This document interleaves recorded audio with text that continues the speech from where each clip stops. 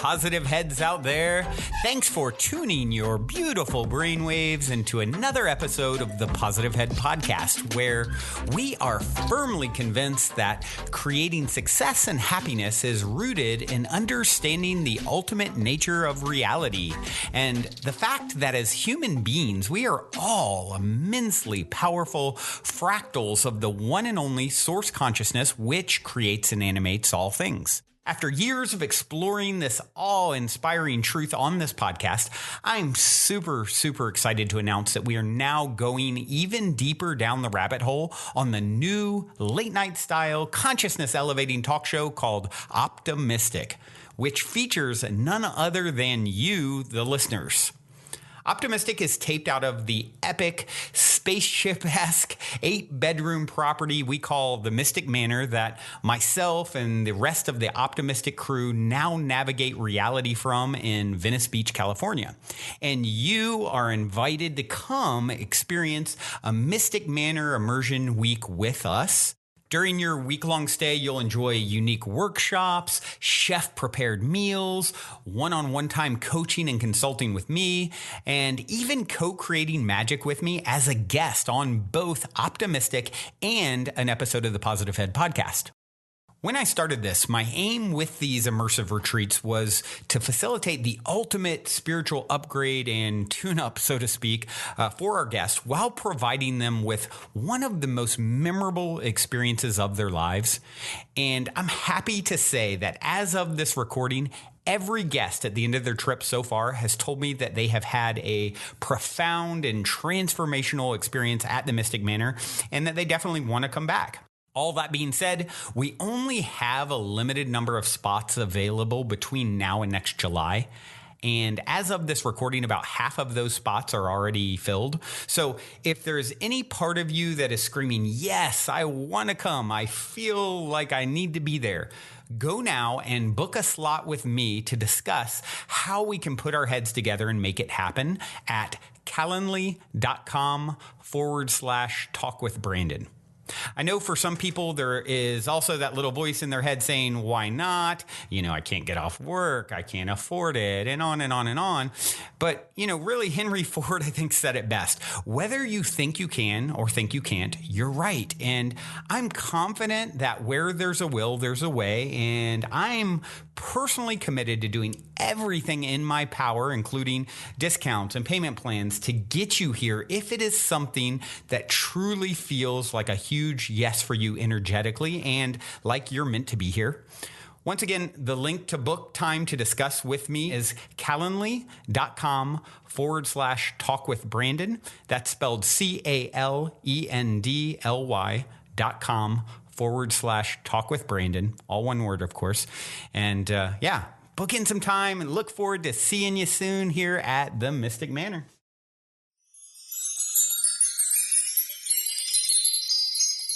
Hello, all you beautiful positive heads out there. Happy New Year. My gosh, so excited for it to be 2020. I hope everybody had a beautiful New Year's Eve. I know here at the Mystic Manor, it was pretty wild. We successfully launched a 200-person New Year's Eve party.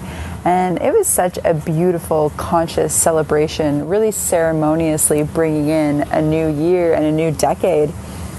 And when we were planning this party, our Chief Experience Officer, Petra, and I, we sat down and we really downloaded in how we wanted to create this experience for people. Because I have a belief that the way that I spend my New Year sets an energetic for the rest of the year. Now, I know back in the day, many New Year's, I was drinking alcohol. And the next day, I woke up feeling like garbage. And I really thought to myself, is this how I want to start my year, being hungover? And so I actually quit drinking 6 years ago. Not that I ever had a problem with it. It was just something that my body told me it no longer wanted to have in its system. My liver very clearly told me to stop drinking alcohol, and I said yes. And so when we were downloading the blueprint for this party, we had decided that it would be alcohol-free. And most parties, that would probably be a big challenge. However, in this community, it seemed just very, very fitting, and Petra was 100% aligned with that. And when we brought the blueprint to our whole team, everybody was really stoked on it. Everybody was very, very happy that this would be an alcohol-free container. And it was interesting because of the 200 people that came, a lot of the people, I won't say most, I didn't hear that from most, however, I'm sure they were happy about it, but many of the people said that the reason why they chose to come to this experience versus any other is that we were setting an alcohol-free container. And for me, running this event, I knew that I did not want alcohol here. I don't like the dynamic that it brings often when you have a large group of people. And it was really cool to experience that. People coming together and celebrating and enjoying and having so much fun and dancing and being wild and crazy and connecting without there needing to be alcohol. And so this for me was really fascinating because for the longest time I've had conversations with people and heard the old stories that they can't have fun without drinking, they can't party, they can't be themselves, they don't know how to connect. And while I really hear that, I also hear the challenge in that is that we've become reliant on substances to feel like ourselves or to dance or to give ourselves permission to have fun. And while, sure, using a substance or two can amplify an experience, I'm against the belief that we need it to complete us or we need it to give us permissions to have fun. Because then we are not being sovereign in ourselves. We're not being aligned with our true nature. And we're actually taking away and giving away our power. And the truth of the matter is that, well, alcohol, there are studies that say if you have one shot of alcohol or one glass of wine, then it's good for you. Great. I pretty much do believe that as well, although there is conflicting science on that. However, the truth of the matter for me, my belief system is that alcohol is poison. And that alcohol is toxic and it toxifies us. And most people use alcohol as not just to amplify their experience, but really to mask something or to hide something or to push down something. And I know that when I was going through my journey with alcohol and I really tuned into my body, I really got real with myself, I had a little conversation with my liver and my liver just said, like, Sam, I love you so much. And I'm doing my best to keep you strong and to keep you healthy and to keep you well. And I'm already under a lot of pressure and I'm doing a lot. And you drinking it's just killing me. And I started to really think about it. And the veil of illusion was just ripped off. And I thought about it and I said, wow, yeah, I am drinking a poison. I'm pouring poison into my body. And it might be a little bit fun and wonky and silly in the moment. And then the next day I feel awful. And my hangover started to last 2 and 3 days. For any of you who are not in your 30s yet, when you approach your 30s, you just cannot handle it anymore. And it's not because of age, it's because of the accumulation of toxins and burden on the liver. Your body is telling you, like, hey, this is not good for me. And so now in the new year, I'm feeling great. And this is something that, this conversation around alcohol, it's a little bit taboo. And I love talking about things that are taboo, which you may have noticed already. And so I just thought it would be interesting to bring this conversation forward. And I want to preface by saying that there is no judgment and there's no shame for anyone who does drink. I'm not here to judge or to shame, mostly just to share my experience and my story, and then also to share the observation that I have when a community comes together and alcohol is not in the equation. We host retreats here every week. We host workshops here. We host events here and parties. And it's very rare that we see alcohol. It's just not a part of our equation. And we still have as much fun, if not more. and the level and the depth of connection is amazing. It's really, really amazing when you can be present with the people in front of you and get to know people and to the depths of their core without it needing to be something that is influenced by a substance. And so I want to know, I want this to be a conversation. if you're willing and open and wanting to share in the Facebook group, you can definitely do so. I'd love to know, what is your relationship with alcohol? How do you feel about it? Is it something that is a big part of your life? Is it a positive part of your life? Is it a negative part of your life? Is it something that you have a healthy relationship to or an unhealthy relationship to? And what are your intentions for this new year, maybe around alcohol? I'd love to know. For myself, I know that there's family history of alcoholism and some mental health history as well. And I know that when I would drink, I would have a very short fuse, getting into fights, getting into altercations. I could snap, my mental health could just snap quite easily. You kind of look at me the wrong way or push me the wrong way or bump into me, and it just would not, I wouldn't punch people in the face necessarily. However, I know that I was not as stable and grounded and calm and collected and emotionally present when I would be drinking. And I've definitely gotten into fights. I've definitely had my fair share of very embarrassing moments. And looking back, I just think, wow, like there was so much social pressure. I was so conditioned to think I was cool by drinking, and I wanted to be a part of my community. I played competitive rugby, and that was so in the rugby culture, and in university it was so a part of the party scene. And it's just really crazy how rampant alcohol is, and for some people it's just fun, and yet for many people, especially the youth, it's a huge issue. It's a really big problem. There's alcoholism rampant amongst youth and people going through college and university and then coming out and being alcoholics. And so this conversation is one that I just wish I would have been hearing when I was going through my transition, one that I could have been inspired by. Because I will say that when I transitioned out of drinking to not drinking, there was a huge shift. I was still in university and I was still playing competitive rugby. I was modeling, and I had a group of friends where we would party and get drunk, very drunk, a lot. And so I would be lying if I said that I didn't lose my friend group. I did. We just did not resonate any longer. There was nothing really that held us together anymore.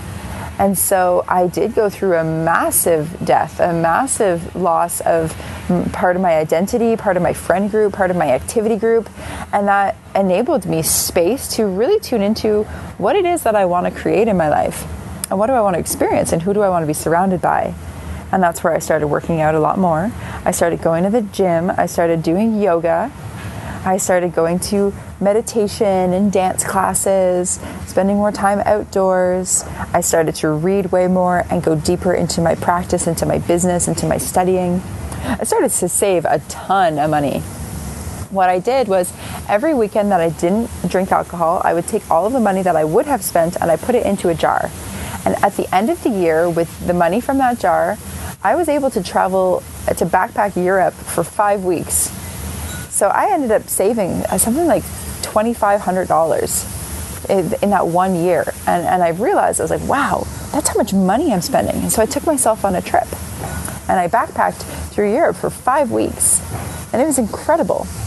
And I started to think about myself, wow, there's really something here. I'm feeling amazing. My body looks great. My health is great. My relationships are better. I'm having way more fun. I'm not hungover. I'm saving money. I'm traveling the world. This is amazing. Like, why didn't I think of this sooner?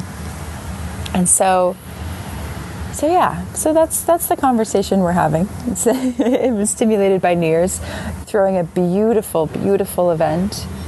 And you know what I will say? It's very funny. There are a few people that snuck in alcohol, maybe like 2 or 3.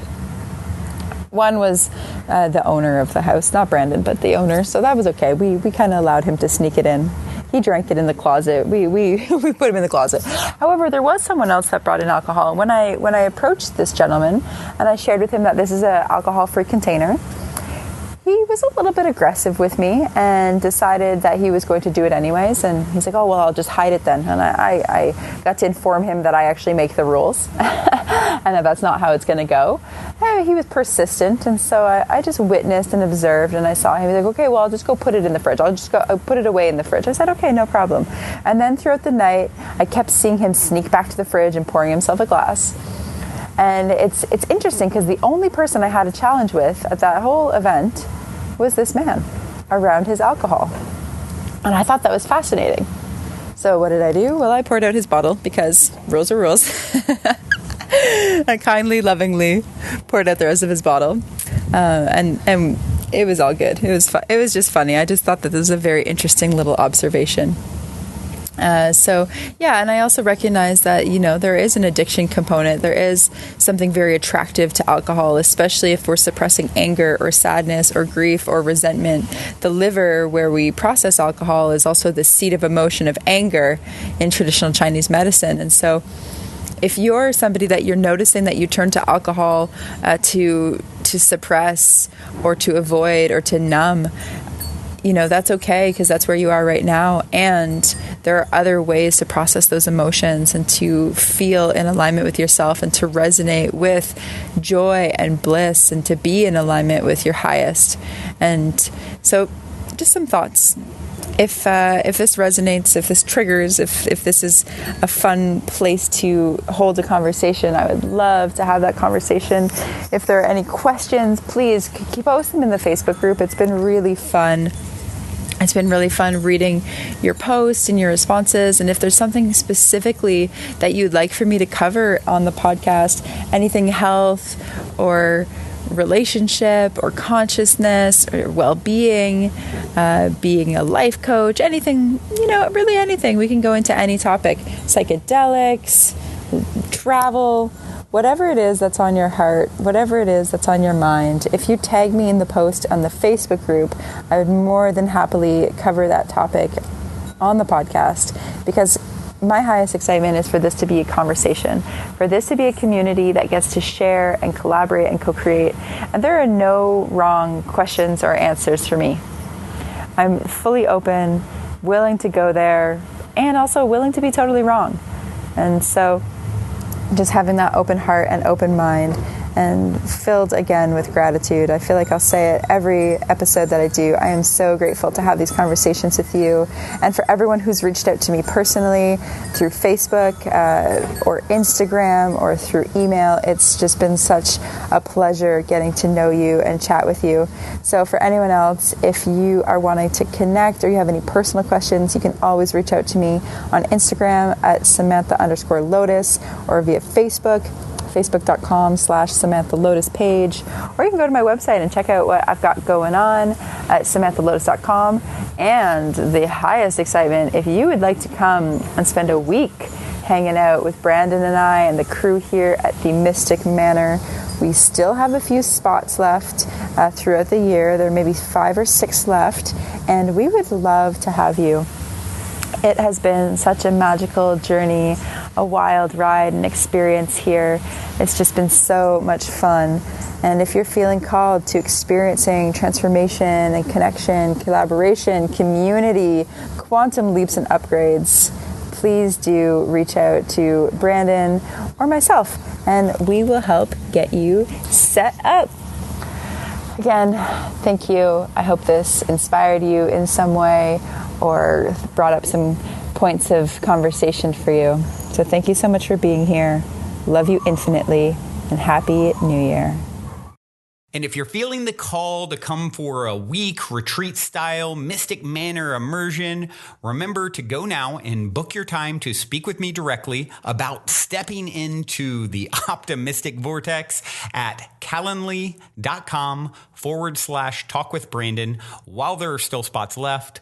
Otherwise, I look forward to co-creating magic with you at the Mystic Manor.